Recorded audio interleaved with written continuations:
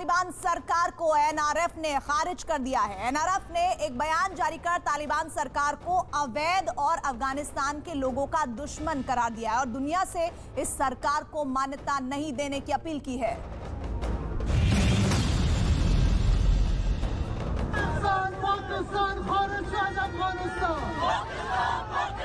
हक के लिए महिलाओं ने अफगानिस्तान की सड़कों पर प्रदर्शन शुरू कर दिया। तालिबान सरकार के खिलाफ दुनिया भर में प्रदर्शन हो रहे हैं।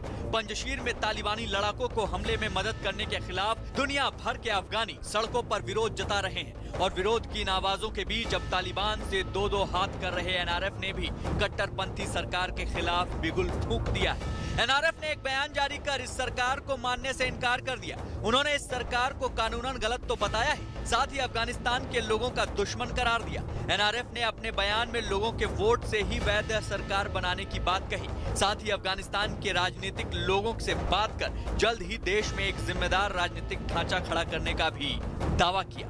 एनआरएफ की तरफ से जारी बयान में कहा गया है, हमारे स्वतंत्र और स्वतंत्रता प्रेमी लोग हर तरह के अधिनायकवाद, उग्रवाद और उनसे पैदा हुए शासनों का विरोध करते हैं। देश तालिबान से आजाद होने तक विरोध करना जारी रखेगा। काबुल में उनका नाजायज शासन अफगानिस्तान क्षेत्र और दुनिया की स्थिरता और सुरक्षा के लिए खतरा है। एनआरएफ का मानना है कि एक लोकतांत्रिक, कानूनी और वैध सरकार की स्थापना केवल लोगों की इच्छा और वोट के माध्यम से की जा सकती है।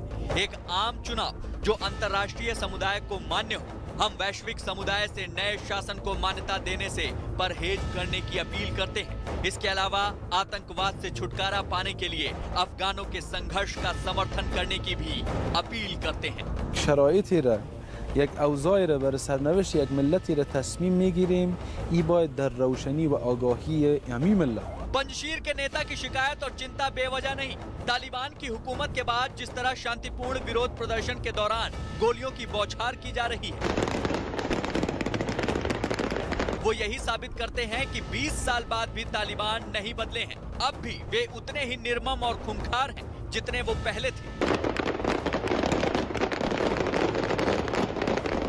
अमेरिकी सेना की वापसी और तालिबान को सत्ता सौंपे जाने के तरीके पर भी अहमद मसूद को आपत्ति है। मसूद के मुताबिक अफगानिस्तान से जिस तरह की तस्वीरें सामने आ रही हैं, जिस तरह जनता सड़कों पर उतरकर विरोध प्रदर्शन में शामिल हो रही है, वो आने वाले दिनों का इशारा है। अफगानिस्तान में जो कुछ हुआ है उसने हिंसा को बढ़ावा ही दिया है। جنگ نه بلکه تشویق افراطیت، تشویق جنگ، تشویق خونریزی است.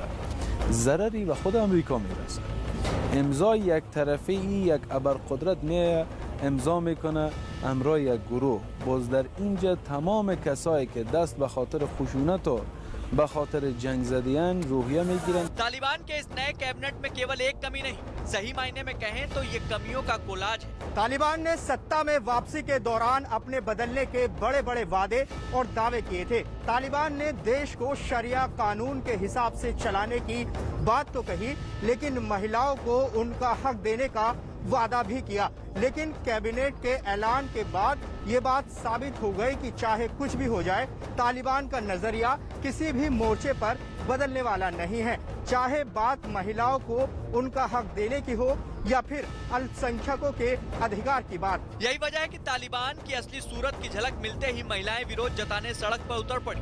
उन्होंने तालिबान के हथियारबंद लड़ाकों की भी परवाह नहीं की। तालिबान सरकार में जो 33 मंत्री बनाए गए हैं, उनमें 30 पश्तून, 2 ताजिक और 1 उज़्बेक मूल के हैं। महिलाओं और युवाओं को कैबिनेट में जगह नहीं दी गई। इसके साथ ही सबसे बड़े अल्पसंख्यक समुदाय हजारा को भी कैबिनेट में जगह नहीं दी गई।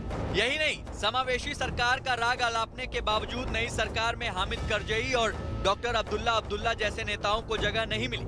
नई सरकार के गठन में तालिबान ने साफ कर दिया कि अफगानिस्तान में फिर 20 साल पुराना राज लौट रहा है। यही वजह है कि अहमद मसूद ने इस्लामिक रिपब्लिक से इस्लामी अमीरात के ऐलान पर भी वाजिब सवाल खड़े किए। نظام آینده افغانستان و تغییر نظام آینده افغانستان از نظام و شکل و یک ترتیب جمهوری اسلامی به یک شرایط مثل امارت اسلامی فقط و فقط همه پرسی و تصمیم مردم افغانستان میتونه تغییر بده و علاقه این دیگه خط سرخ مردم افغانستان و ماست. भले ही तालिबान ने पंजशीर पर कब्जे का दावा किया हो, लेकिन अमरुल्लाह सालेह और अहमद मसूद आखिरी सांस और लहू के आखिरी कतरे तक तालिबान के खिलाफ जंग लड़ने का संकल्प जताते दिखे।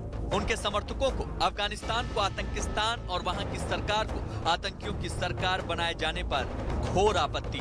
जो लोग कल तक यूनाइटेड नेशनल और अमेरिका में ब्लैक लिस्ट में था, वो अभी आया अफगानिस्तान का सरकार बनाता है, वो अभी अफगानिस्तान का वजीर आजम बनाता है। अगर एक चोर, एक डाकू, एक टेररिस्ट किसी मुल्क का वजीर आजम है, अगर किसी टेररिस्ट उस मुल्क का बड़े बुजुर्ग जो अमीरुल मोमिनीन बोलता है, तो क्या उम्मीद हो सकता है? अफगानिस्तान की सरकार में महिलाओं और अल्पसंख्यकों की अनदेखी और 17 आतंकियों पर मेहरबानी पर चिंता स्वाभाविक है। तालिबान लगातार कह रहे हैं कि वो सबको साथ लेकर चलेंगे, किसी को उनसे डरने की जरूरत नहीं है, लेकिन तालिबान की कथनी और करनी के अंतर ने अफगानिस्तान के लोगों को डरा दिया है। वो समझ गए हैं कि तालिबान के दांत दिखाने के और हैं और खाने के